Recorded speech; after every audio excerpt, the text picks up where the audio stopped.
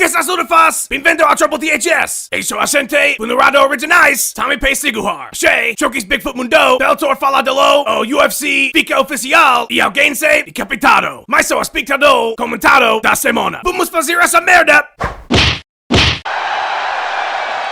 It was a night filled with upsets, knockouts, and Kim Winslow standing people up inexplicably. UFC 156 kicked off with Dustin Kimura winning his fight by, what else? A rear naked choke. Tyron Woodley punched a hole through Jay Haran's face, cementing his spot as Strikeforce's #1 contender. Jiu-Jitsu and Uncle Creepy went apeshit for 3 rounds, with the judges deciding that smiling did not constitute octagon control. Damian Maia and John Fitch did their best Dora the Explorer impression, with John playing the Mexican adventurer and Maia playing her talking backpack. The fight ended when the audience helped them to reach Grandma's house and prevented Swiper from swiping their magical map. What was it like getting Fitch, John? Fuck that, man. This sucks donkey nuts. Get off me, Damien. No. Sugar Rashad v. Fat-Free Nog was set to be a barn burner, but instead turned into an intense and extended game of tiddlywinks. Rashad, who can catch a jab like a motherfucker, was unable to produce much offense and lost the decision to the Brazilian. I think. I don't really know because I decided to take a giant shit by round 2. Speaking of taking shits, that's what I nearly did at the end of the fight between Alistair Overeem and Thing from Fantastic Four. The heavily favored Overeem kicked this classic bout off by walking to the octagon for roughly 38 minutes while listening to house music and lightly dancing. All the excitement must have tired the Demolition Man out because he forgot to put his hands up the entire fight. The Reem showed Sasquatch about as much respect as a McDonald's drive-thru worker throughout, ignoring the Giants' attacks and slowly picking them apart with douchiness. Looked like the Black Zillions were set to get their first win since 1972. That wasn't until Shrek went Kaioken 10, began blasting Overeem in the face. A terrified Herb Dean looked on as the Giant from 300 turned the Reem's head into a Picasso painting. Once Alistair was sufficiently reamed, Herb attempted a suplex in order to stop the charging Rhino. When he finally stopped the onslaught, Antonio had some choice words for the corpse of Reem, which I believe were, "I told you not to go there." Bigfoot, that had to be the most satisfying KO in the history of the sport. What was it like?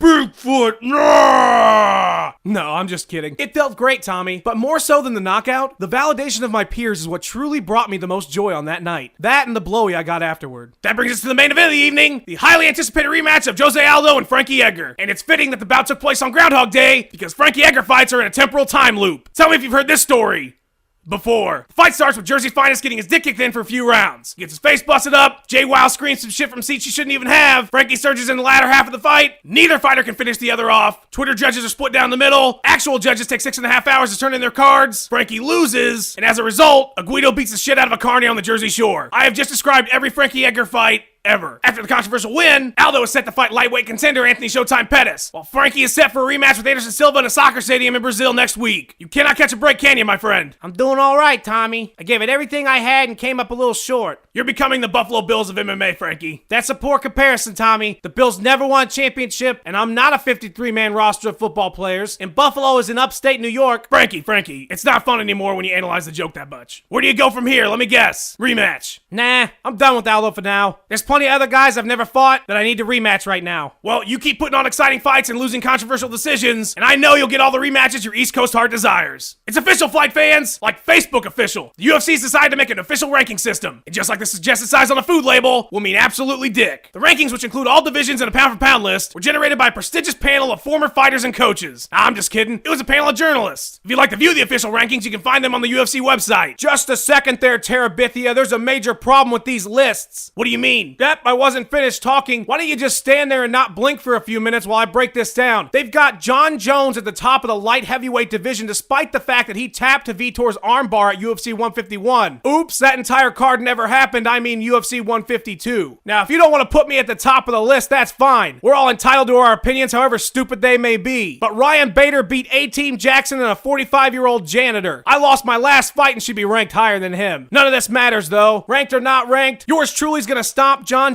like I'm in French wine country, because it doesn't matter how you got to the dance, it just matters what you go home with. And come April 27th, I'm going home with my girlfriend, my cat, and the light heavyweight strap draped around my shoulder. Kaboom. Spoiler alert, if you don't want to know what happened during this week's Ultimate Fighter, run away right now. The show kicked off with Uriah Hall getting pissed that Josh from Team Jones made fun of him for saying cooker instead of chef. And what would have turned into an alcohol-fueled demolition of half the house in seasons past, turned into a deep reflection on confidence and the middle aspects of the sport. It was an emotional and psychological let me bang bro. The rest of the episode highlighted opponent Adam Cella's I don't give a fuck attitude due to a good job at home and less pressure to succeed as a fighter. Cella came into the bout with the mindset that he had nothing to lose, but he forgot about losing the ability to speak properly or chew solid foods, because the spinning Van Damme Kumite kick Uriah Hall landed to the side of his dome left the Team Jones fighter in a heap in the middle of the octagon. The next few minutes were great television, as Cella lay in the octagon breathing like that dude at the end of Terminator 2. As Hall said in a tone normally reserved for accidentally stepping on someone's shoe, "Sorry, Adam. Looks like Hall is the guy to beat this season, and if Team Jones isn't scared of that dude yet, they probably fucking should be." Team Darkside kept control of the matchmaking and selected Super Akon to take on this goofy bastard, much to the chagrin of Bubba Hotep. Based solely on the matchup and the fact that Hart flips Casey off in the preview, I'm guessing Team Sunna will be in control again next week. Of course, I could be wrong, since the preview each week includes clips from future episodes that have nothing to do with what's coming up. Speaking of The Ultimate Fighter, Bellator's got a reality show coming up that's totally not The Ultimate Fighter. It was announced in a press conference on Tuesday that Bellator's new show will be called Fight Master and feature 4 teams of welterweights competing in a tournament for a 6-figure payout and a spot on the Bellator roster. You see, there's 4 teams instead of 2. It's like a whole different show. In another unimportant twist on the tough formula, the fighters will choose their coaches instead of the other way around. What? Where does the insanity end on this show? The coaches for the inaugural season will be Joe Warren, Greg Jackson, Frank Shamrock, and Benedict Arnold. Dana White's been very vocal as of late about the former UFC champ changing brands, stating that the Natural will not be allowed to corner in the UFC or even purchase a ticket to an event. These two are beefing worse than Biggie and Tupac, so I've decided to bring them on before somebody ends up getting capped. And since I don't know dick about psychology, I've asked Dr. Phil to swing by and help me resolve this. Thanks for having me, Tommy. Now, I know you two have a long history, and even though you're upset with each other now, at some point, you were probably on friendly terms. So I want to try and bring that back out in you. Dana, I want you to say one nice thing about Randy. Fuck you, Randy. Okay, that's not the kind of thing that's gonna make this relationship better. That's the kind of thing that's gonna make it worse. Why don't we go with you, Randy? Say something nice about Dana. He's